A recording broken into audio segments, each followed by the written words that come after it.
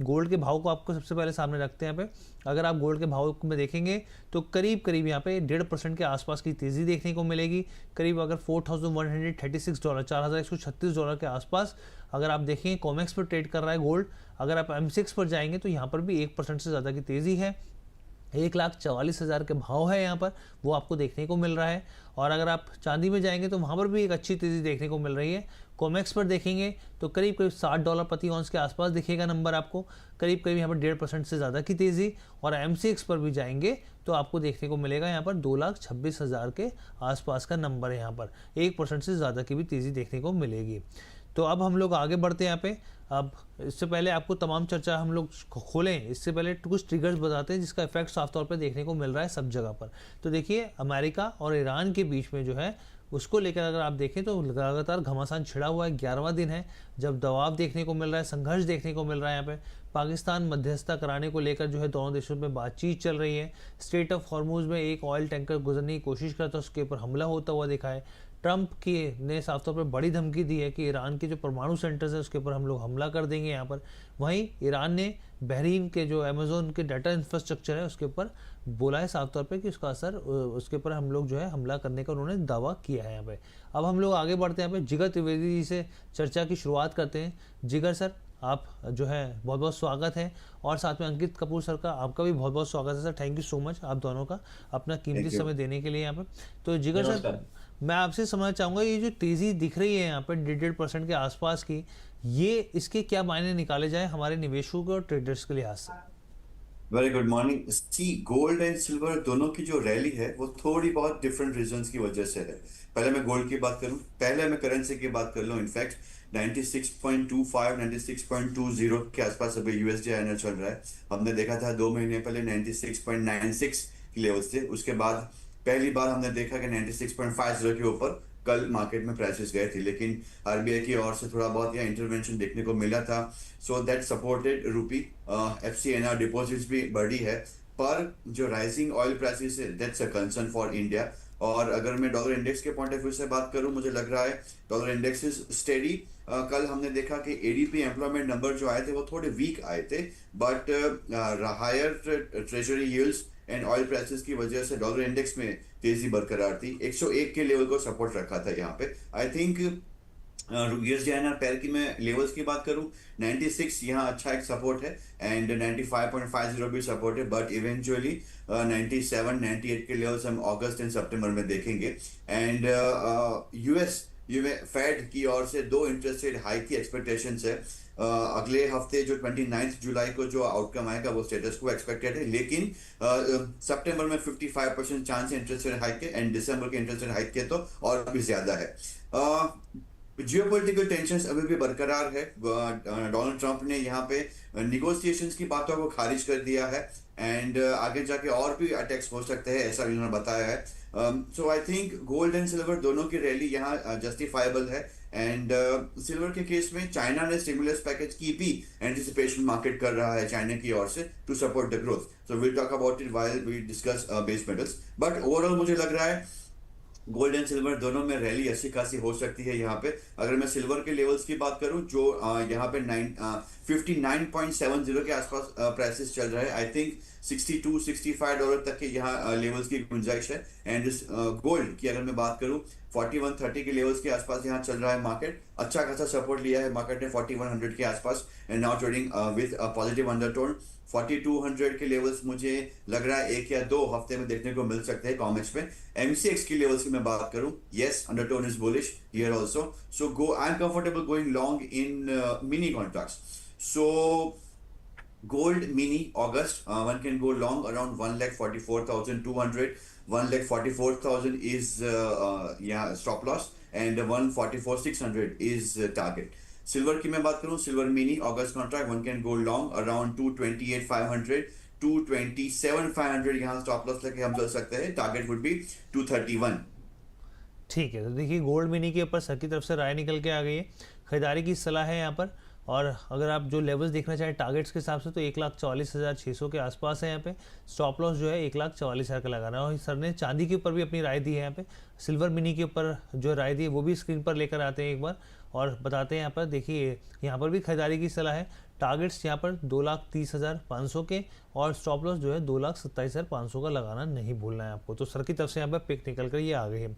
अब हम लोग आगे बढ़ते हैं। अंकित सर, मैं आपसे एक चीज़ समझना चाहूँगा, यहाँ पे 6 जुलाई से जिस तरीके से यहाँ पे शॉर्ट टर्म डाउन ट्रेंड बन रहा था सर गोल्ड के ऊपर, आपको क्या लग रहा है वो टूट गया है, और ये क्या बुलिश जो है स्टांस के संकेत दे रहा है? क्या कुछ और खास तौर पर चांदी को लेकर भी मैं समझना चाह रहा हूँ, क्या कुछ बड़ा कुछ होने वाला है चांदी को लेकर? आपका क्या मानना है यहाँ पे? हर्षवीर, लास्ट टाइम जब मैंने आपके साथ में शो करा था, तब मैंने एक ही चीज इसके अंदर बोली थी कि चांदी जब तक 2,13,000 का लेवल या फिर इंटरनेशनल मार्केट में $54 का लेवल नहीं ब्रेक करता, तब तक मैं बड़ी मंदी के यहाँ पे संकेत नहीं देख रहा हूँ। और वहीं अगर गोल्ड की बात करें तो गोल्ड में भी हमने देखा है कि 3,880 का लेवल टूटना यहाँ पे काफी मुश्किल रहा है। हमने देखा है गोल्ड में इंडियन मार्केट में 1,40,000 के नीचे गया, 1,39,800 का लो मारा, उसके बाद आज हम देख रहे हैं 1,44,000 है। पिछले 3 दिन से लगातार मैं आपके शो पे आ रहा हूं और मैं एक ही चीज बोल रहा हूं कि गोल्ड के अंदर बाय करके चलिए, आने वाले टाइम में बड़ी तेजी देखने को मिल सकती है। मुझे लगता है कि 1,39,800, मैं फिर बोल रहा हूं 1,39,800 का लेवल अगर नहीं टूटता है, नीचे में कोई भी गिरावट मिलती है, बाय करिए। 1,39,800 का स्टॉप लॉस रखिए। आने वाले टाइम में 1,48,000 का लेवल अगर ब्रेक करेगा तो फिर ऊपर में 1,53,000 तक के टारगेट्स यहाँ पे देखने को मिलेंगे। तो जिस तरह से ग्लोबल सेंटिमेंट्स बन रहे हैं, तो ईरान वाला जो मैटर था उसके अंदर बहुत सारा हमने देखा था कि नेगेटिविटी आई थी गोल्ड एंड सिल्वर प्राइसेस में। लेकिन अब यही नेगेटिविटी जितना और ज्यादा एस्केलेट होगा, जितनी ज्यादा और प्रॉब्लम्स होंगी, गोल्ड वापस से सेफ हेवन एसेट की तरफ ये बढ़ता हुआ नजर आ रहा है। हम देखेंगे वापस से एक अच्छा खासा उछाल 1,53,000 तक के टारगेट्स यहाँ पे एक्सपेक्टेड है। जिस तरह का फॉर्मेशन चार्ट पे बना हुआ है, एक्सपेक्टेड है कि जब तक ये 1,39,800 का लेवल ब्रेक नहीं करता है, तब तक इसके अंदर ट्रेंड पॉजिटिव रहेगा। और आने वाले टाइम में आप मान के चलिएगा कि 1,53,000 तक के टारगेट्स यहाँ पे देखने को मिल सकते हैं। तो सर साथ ही आपकी पिक्स क्या रहेंगी फिर उस हिसाब से भी बता दीजिए हमारे दर्शकों को। देखिए, गोल्ड में तो मैं लगातार आपके चैनल पे बाइंग दे ही रहा था, लेकिन अब मैं सिल्वर के अंदर भी मेरी 2,21,000 से बाइंग दी हुई है। लेकिन अब मैं यहाँ पे बाइंग की बात करूंगा, फ्रेश इंट्राडे में अगर बात करनी है या फिर शॉर्ट टर्म में बात करनी है, मुझे लगता है कि 2,25,000 के आसपास इसमें बाय करिए। स्टॉप लॉस यहाँ पे 2,20,500 का लगाइए, ऊपर में टारगेट 2,33,000 तक देखने को मिल सकते हैं। ठीक है सर, तो यहाँ पर खरीदारी की सलाह दी जा रही है सर की तरफ से यहाँ पे, और टारगेट देखिए 2,33,000 तक के दिए जा रहे हैं, और स्टॉप लॉस आपको लगाना नहीं भूलना है 2,20,500 का। यहाँ पर जो है इसको स्टॉप लॉस जरूर लगाना मत भूलिएगा, इस चीज़ का जरूर ध्यान दीजिएगा।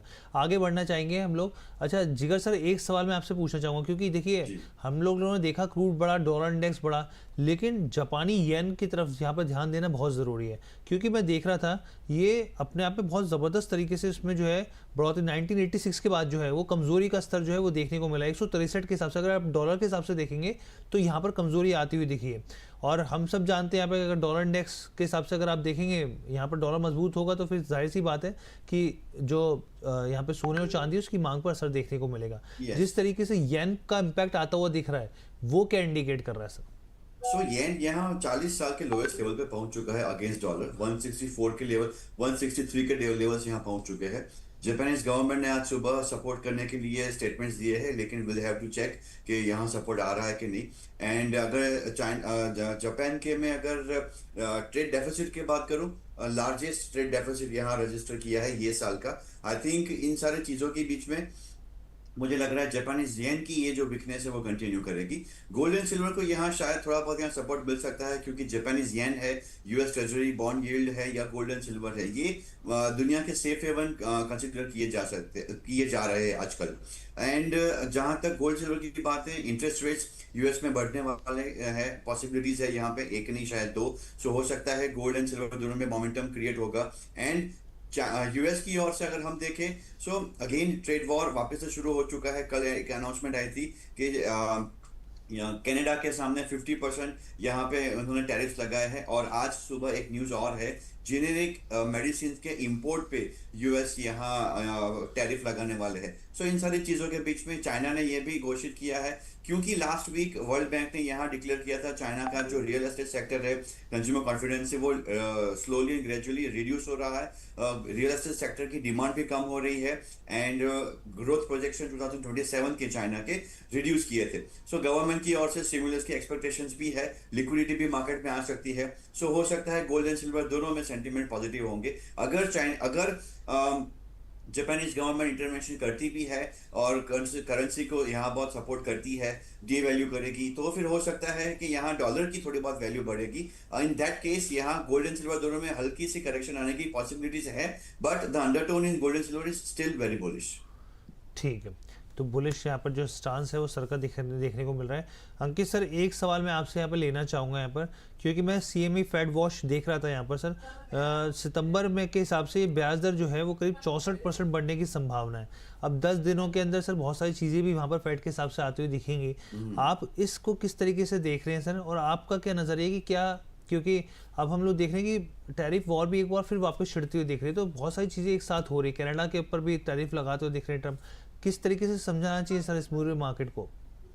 देखिए, मुझे लगता है कि थोड़ा सा इस मामले में बहुत जल्दबाजी होगी कुछ भी बोलना, क्योंकि देखिए फेड का जो मीटर है वहां पे जो ऊपर नीचे होना है, इंटरेस्ट रेट बढ़ना है नहीं बढ़ना, देखिए अभी हाल फिलहाल में अगर इस 29 तारीख की बात करें तो यहाँ पे कोई भी इंटरेस्ट रेट में चेंजेस नजर नहीं आ रहे हैं। आगे का क्या स्टेटमेंट रहेगा वो डेफिनेटली हॉकिश स्टेटमेंट रहेगा, वो डेफिनेटली डॉविश में नहीं जाएंगे, क्योंकि जिस तरह के क्रूड प्राइसेस देख रहे हैं हम, $85 के आसपास WTI चल रहा है, $90 के ऊपर हमारा वो चल रहा है, ब्रेंट क्रूड चल रहा है। इसकी वजह से मैं एक चीज यहाँ पे क्लियरली है कि स्टेट है कि अभी मार्केट के अंदर इतना स्टेबिलिटी आपको देखने को नहीं मिलेगी, दोनों तरफ के मूवमेंट देखने को मिलेंगे।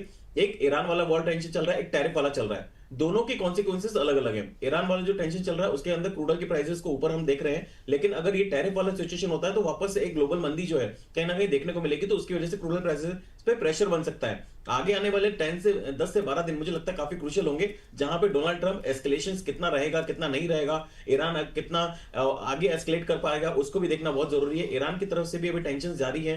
अभी ईरान ने 2-3 बार बोला है कि शायद हम लोग नेगोशिएशंस के लिए तैयार हैं, लेकिन अमेरिका उस चीज के लिए बिल्कुल तैयार नहीं हो रहा है। अमेरिका के सैनिक भी कुछ मरे हैं, जिसकी वजह से और ज्यादा एग्रेशन यहाँ पे देखने को मिल रहा है। बहुत सारी न्यूज़ेस भी आ रही हैं कि ईरान ने अपनी कुछ ताकतें बढ़ाई हैं। क्या सिचुएशन बनने वाली है अभी से बातें चल रही हैं, और वॉर वाली जो सिचुएशन है वो कंटिन्यू है। आगे कितना और ज्यादा टेंशन एस्केलेट होगा इसके ऊपर निर्भर करेगा। सारा डिपेंडेंट है crude oil prices. Crude oil prices अगर ऊपर रहेंगी तो डेफिनेटली इन्फ्लेशन ऊपर रहेगा। इन्फ्लेशन अगर ऊपर रहेगा तो इंटरेस्ट रेट कट करने की तो बात बिल्कुल नहीं होती, इंटरेस्ट रेट बढ़ाने वाली बात होगी, और इंटरेस्ट रेट अगर बढ़ाने वाली बात होगी तो फिर गोल्ड प्राइसेस पे कहीं ना कहीं दबाव देखने को मिलेगा। तो 29 तारीख तक मुझे लग रहा है कि अभी तो जो सेंटीमेंट है वो पॉजिटिव बना हुआ है गोल्ड एंड सिल्वर प्राइसेस का, तो उसके हिसाब से खेल सकते हैं। लेकिन 29 तारीख जब फेड अपने स्टेटमेंट देगा तो वहां पे बहुत ज्यादा कॉशियस रहना चाहिए ट्रेडर्स को कि वो क्या स्टेटमेंट देते हैं, वो आगे की इकोनॉमी को किस तरह से देखते हैं, इंटरेस्ट रेट के बारे में उनका क्या इंपैक्ट है या फिर क्या डिसीजन वो लेना चाहते हैं, इन चीजों पर नजर रखना बहुत जरूरी है। ठीक है सर, तो सर की तरफ से यहाँ पर जानकारी निकल के आई है, और हमने देखिए गोल्ड सिल्वर को लेकर सारा नज़रिया जो है दर्शकों के सामने रख दिया। यहाँ पे